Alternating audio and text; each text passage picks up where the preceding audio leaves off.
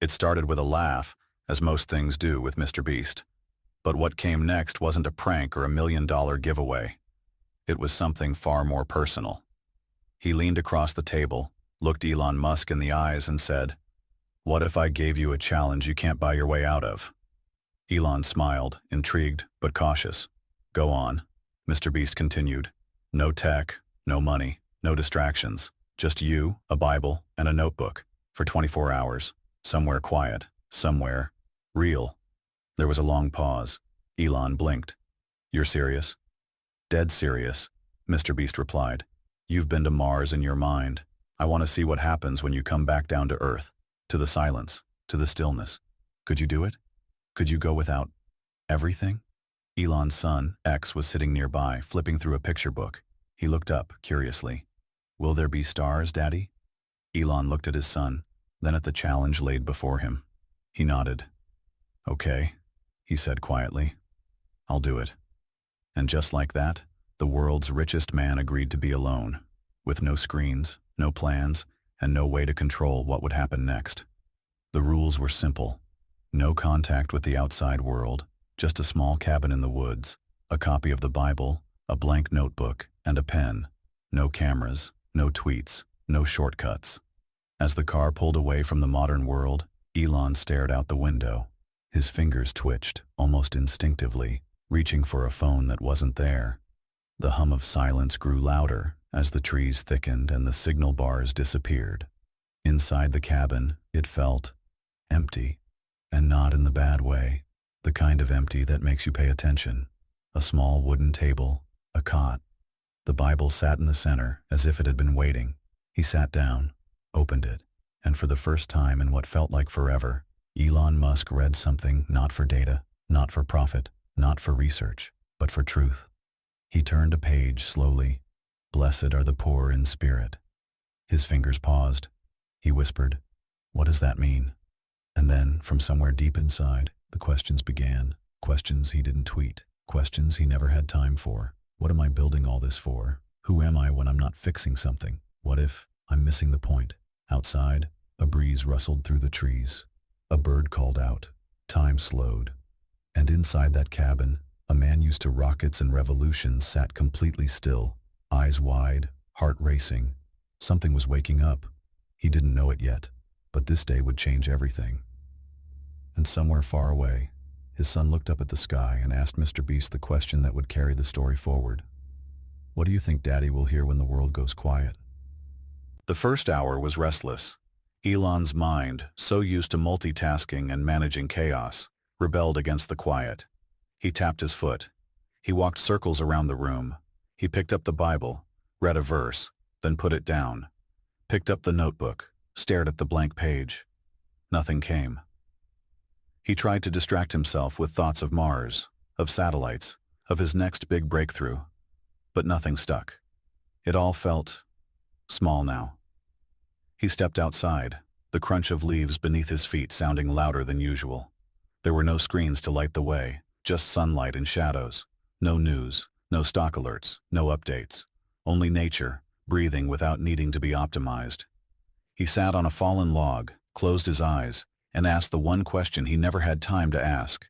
Who am I without all of it?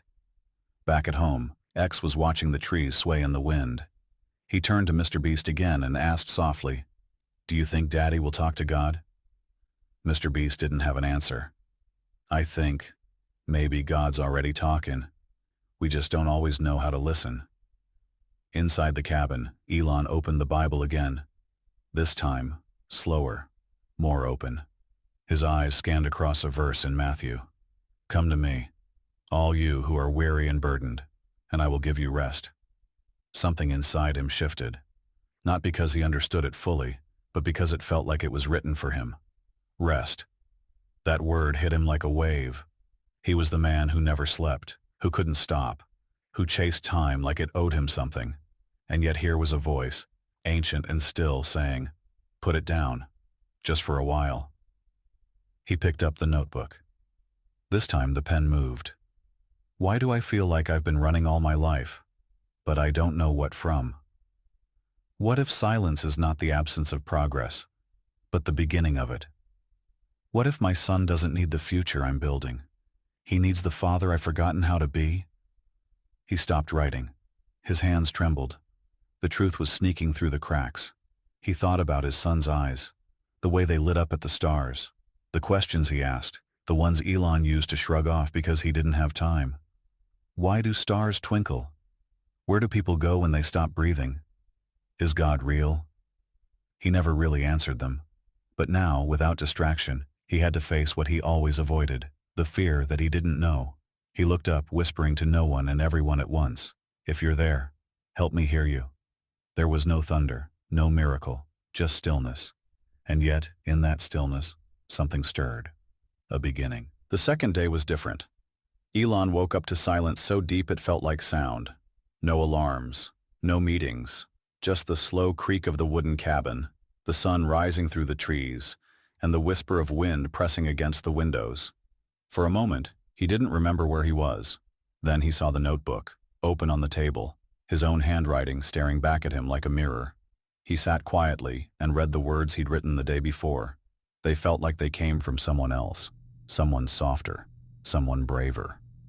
He picked up the Bible again, not to decode it, not to analyze or deconstruct, just to listen. This time his eyes landed on another verse. "For what shall it profit a man if he shall gain the whole world and lose his own soul?" He whispered it aloud. Then again, slower. It echoed in the empty room. He had built everything: rockets, satellites, cars, artificial intelligence. But this one sentence from an old book shook him more than any data model ever had. It wasn't about belief or dogma. It was about truth. A truth that cut through pride and progress and touched the raw part of him, the part that still remembered being a boy, alone, wondering if anyone heard him cry at night. He wrote again. What does it mean to have everything but feel like something's missing? If I lost everything I built, would my son still know me? Would I know myself? God, if you are real, show me who I really am without the noise. The pen stopped, hovering in his hand. That question, not about science or innovation, but identity, was the one he had never dared to ask. And now, it was written in ink. Outside, the trees swayed, and the light flickered through the glass. Back home, X was sitting in his room, staring at a photo of him and his dad on a SpaceX launch pad. He turned to MrBeast again and asked something that made Jimmy pause. Why do people build so much but still feel empty? MrBeast looked at him, then down at the ground. I think we forget that we're not just supposed to build things. We're supposed to build meaning. And sometimes, meaning comes from things we can't touch. X tilted his head. Like love. Or God. Exactly, Jimmy whispered. But those are the hardest to see, and the easiest to lose. Back in the cabin, Elon closed his eyes and let the stillness wash over him. And in that stillness, something unexpected came. A memory. His mother, reading by candlelight when the power went out in South Africa. She was reading the Bible. He remembered the sound of her voice, not the words, but the calm. He remembered feeling safe. And now, decades later, here he was, searching for that same peace. And for the first time, he wasn't afraid to ask for it. The sun had begun to fall behind the trees, casting golden light across the wooden floor of the cabin. Elon sat still, the Bible open in front of him, the notebook by his side, half filled now with scattered thoughts, quiet prayers, and questions he never asked out loud. The man who once controlled factories and flight schedules was now surrendering to the quiet rhythms of nature and soul. He didn't expect answers, but he began to notice something strange. Peace. Not in a dramatic way, nothing loud, but in small moments, like the way his heartbeat slowed when he stopped thinking, or how a single sentence from the book could silence a storm in his mind. He read again, "Be still, and know that I am God." Still. He looked around. No alerts, no AI dashboards, no world-saving agenda. Just the Bible, a notebook, and his thoughts. For a man obsessed with progress, he realized how much he had feared stillness, as if slowing down meant losing value. But here now, he began to see the opposite. Stillness wasn't weakness. It was the starting point of strength. He picked up the notebook, flipped to a fresh page, and began to write. This time, Not for himself, but for someone else. He wrote a letter to his son. Dear X, I don't know if I've always been the father you needed. I've spent so much time trying to build the future, I sometimes forgot to sit with you in the present. But today, something changed. I spent a day without noise, just me, God, and this book. And I realized something simple but life-changing. You don't need a better world. You need a father who can see you, hear you, and love you, without distraction. I'm not done learning. I may never have all the answers. But I want you to know this. The greatest thing I've discovered isn't on Mars. It's right here, in silence, in faith, in love. Love, Dad. He closed the notebook. His eyes stung. He let them. There was something holy in the release. The cabin seemed brighter somehow, even as the day dimmed. He stood up and stepped outside, where the night sky was beginning to blink with stars. No camera could capture this. No algorithm could replicate it. It was simply real. He whispered, "Thank you." Not because he had all the answers, but because for the first time in a long time, he was learning how to ask the right questions. Back home, X looked up at the stars too, resting his head against MrBeast's arm. I think Daddy found what he was looking for. MrBeast smiled gently. Maybe, or maybe he found what he didn't know he needed. The stars above said nothing, but they were listening. Morning returned like a whisper, not an alarm. The forest woke up slowly, birds chirping in gentle rhythm, sunlight slipping through the mist like it had something to say. Inside the cabin, Elon sat with his back against the wall, the notebook in his lap, the Bible resting beside him like an old friend. He hadn't spoken a single word in hours, yet somehow he had never felt more heard. There were no loud revelations, no voices from the clouds, but something deep inside him had shifted, not in a way the world would see immediately, but in a way he could never ignore again. He turned one final page in the Bible before he was scheduled to leave. His eyes landed on a verse in John. The truth will set you free. He smiled to himself. Not the kind of smile that says, I figured it all out, but the kind that says, maybe I don't need to anymore. He picked up the notebook, now almost full, and flipped back through it. So many questions. So many small realizations. One after another, they painted a picture of a man letting go, not of ambition, but of control. Not of vision, but of ego. He took one final page and wrote 3 simple lines. Faith is not a weakness.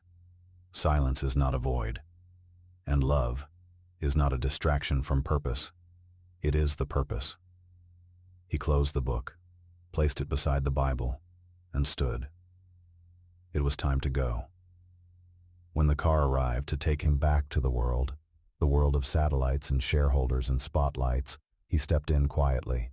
No phone, no watch, just a quiet man who looked out the window and saw the world not as something to conquer, but something to understand. Back home, the internet buzzed. People were waiting for the viral video MrBeast had promised. I challenged Elon Musk to go off-grid for 24 hours, and you won't believe what happened. But what they got wasn't what they expected. There were no flashy edits, no dramatic music, just a single shot of a handwritten note held up by MrBeast. What Elon wrote will never be posted online. It wasn't for views. It was for his son. The world went silent for a second. And then, the comments began. I don't know why I'm crying. Why does this feel more powerful than anything he's ever built? It's making me think about my own life, my own family. People didn't get content. They got convicted. Elon returned home and walked straight past the cameras, the headlines, the questions. He walked through the front door, dropped to one knee, and opened his arms wide. X ran into them. Did you see God? The boy whispered. Elon smiled softly. I didn't see him, but I heard him, and I think he heard me. That night, Elon and X sat together on the balcony. No cameras, no devices, just the sky above and the stillness around them. Elon held the worn Bible in one hand, the notebook in the other. X leaned against his shoulder, small fingers tracing the edge of the leather cover. Can you read me something? The boy asked. Elon nodded slowly. Sure, but only if you promise to ask questions after. X grinned. Deal. He opened to a verse they had read in the cabin, one that hadn't left his heart. Come to me, all you who are weary and burdened, and I will give you rest. X was quiet for a long moment. Then, do you think that's what happened to you? Elon turned to him. I've been running for so long I forgot what rest even felt like. But in that cabin, with no noise, I started to hear something deeper. I stopped being the man the world needed and just tried to be the man you need. X looked up, curious. But isn't the world still waiting for you? Yes, Elon said.